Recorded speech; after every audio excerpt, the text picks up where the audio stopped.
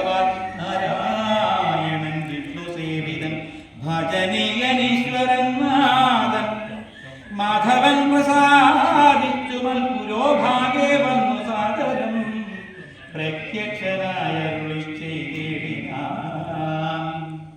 ഉത്തിഷ്ഠോത്തിഷ്ഠ ബ്രഹ്മൻ തുഷ്ടോഹം തപസ്സാതെ സിദ്ധിച്ചു സേവാഫലം നിനക്കെന്ന വിജ്ഞാനം മത്തേജോയുക്തൻ ഭവാൻ എന്നതു അറിഞ്ഞാലും കർത്തവ്യം പലതുണ്ടു ഭവതാ രഘുപതേ കൊല്ലണം പിതൃഹന്താവാകിയ ഹേ ഹയന് ചൊല്ലിടും കർത്തവ്യ